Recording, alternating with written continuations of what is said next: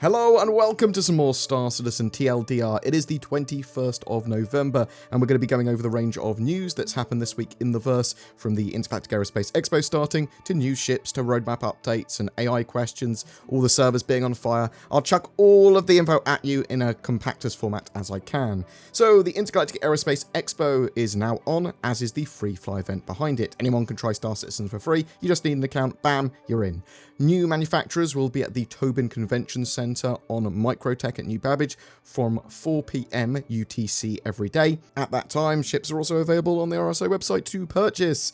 Today, the 21st of November, is the Aegis Day, and I suspect a lot of high rollers will be excited, as with each of the manufacturer days, there may be some rarer limited stock ships on sale. So on the 21st, the Aegis Day, that is the Javelin, the Idris. They're going to be sold in 3 waves, although I don't know how many will be sold per wave yet, per ship. So wave 1, that's when the Aegis Day actually goes live at 4 PM UTC, then wave 2 is at midnight UTC, and then wave 3 is at 8 AM UTC. Good luck if you're trying to grab one. I think the Idris P was $1,500 the last time it was on sale, and the Javelin was $2,500. They're also selling the Idris K beam weapon pack as well at that same time. Big spaceship madness, to be sure. For those of you wanting to check out the Mercury Star Runner as well, if you already own one, then you should be able to spawn it in-game now, and if you don't, you'll be able to buy it and rent it from the 23rd of November from the Crusader Day. Star Citizen PU and its status is currently listed as degraded performance. So basically, the Intergalactic Aerospace Expo went live at 4 PM UTC on Friday, and everything went down immediately for 2 hours. Everything, the website, the persistent universe, electronic access, although some people that were already in-game didn't get immediately kicked from their servers, so there was that. Since the free fly that started at 10 PM that same day, it looks like they've had things going a little bit smoother. There was a little minor outage issue, which was fixed pretty quickly, and hopefully stability will be solid over the weekend. Not a great start to the Intergalactic Aerospace Expo and Free Fly, but it could have been worse, I suppose. We had a Star Citizen Live, AI and you. A load of the AI and NPC devs were talking about how AI is going to evolve and problems that they've had previously with AI, although a lot of the questions were about the servers all exploding for the Intergalactic Aerospace Expo, as the servers were down at the time of this Star Citizen Live. AI and chairs have had an interesting relationship in Star Citizen, with NPCs standing on them or sinking into them. So there's lots and lots of bugs that cause this. They've actually previously fixed it, but because of server timings, because of degraded server performance and a persistent issue with that, that sort of stuff will be fixed once they have updated backend services and have more stable servers. Then we won't see weird bugs like that. There will be various new animations and actions coming online with NPCs in the future. Server performance is a limiting factor in a lot of what AI can do, the way they move, the sort of like their logic and issues that occur with them. Ship and FPS AI have detection more akin to vision, rather than sort of like just knowing where you are, or having a terrible sort of like Genome Soldier Metal Gear Solid vision. So that sounds good. NPCs have stats and skill levels that are, the longer they track you, the more accurate they become. Sort of the more they track a target, the more accurate they become, sort of. They are working on mess hall and food court behaviours for NPCs and vendors, giving and getting food, eating it, and cleaning up as sort of like a full life cycle.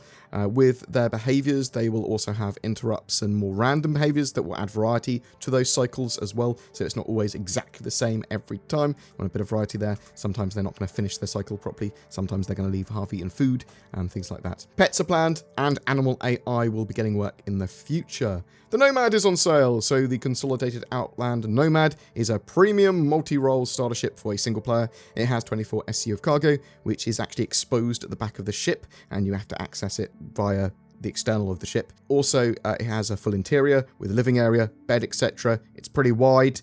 It's not a dedicated fighter, but it has a lot of pew-pews with 3 size 3 hardpoints that all come with gimbaled size 2 laser repeaters as standard, and that makes it relatively good in combat and very good as a starter ship for a lot of players. It's not my favourite ship by any means. I'm not a fan of it. It does have 8 size 2 missiles by default as well.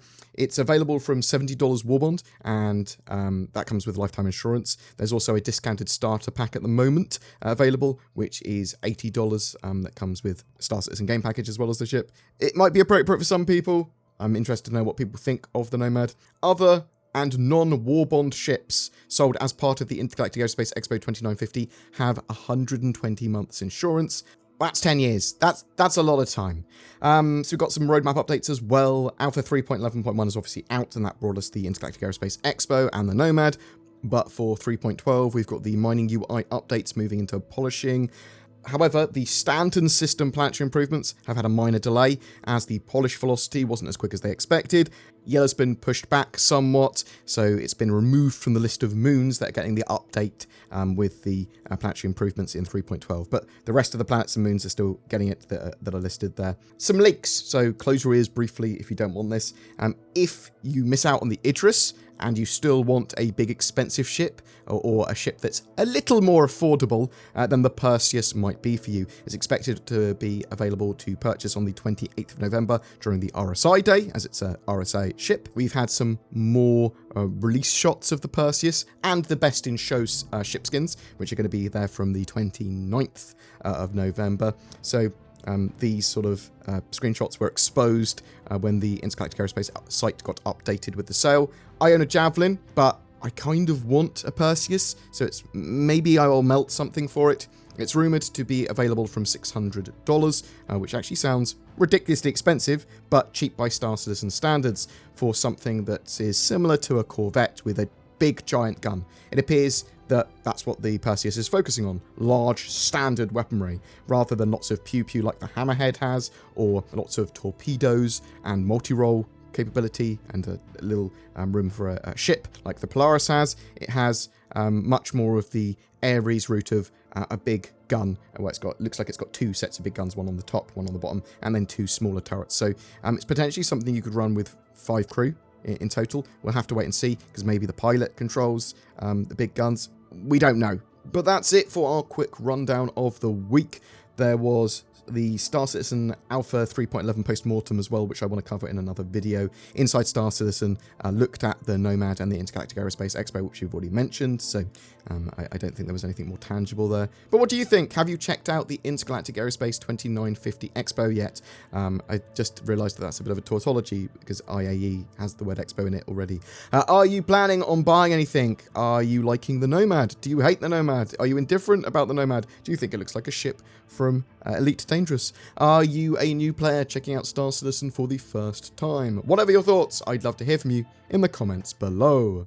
Each month we have a ship giveaway. For November, we are giving away a Mercury Star Runner again. This highly anticipated multi-role ship is great for small to medium-sized crews that want to do a bit of everything, whether that be cargo running, data running, missions, combat, smuggling, all that sort of jazz. All you've got to do to be in for a chance of winning one is comment on any of my videos made for November, including this one. More details down below. What am I shilling for today, I hear you ask? Do you hate it when people steal all of your money and your house over the internet? I know I do. NordVPN may have been invented by wizards to help protect your personal data from the prying eyes of the dark web, a sinister cabal of technomancers that grow in power the more they know about your browsing habits. The true story of NordVPN's origins are unknown and lost to the ages, and without using facts, no one really knows how it provides more accessibility to otherwise censored websites or a safer security experience for all that use it. All I know is that it does, and that when you sign up to it, the power level of my bank account grows, and I use it, and maybe you should too.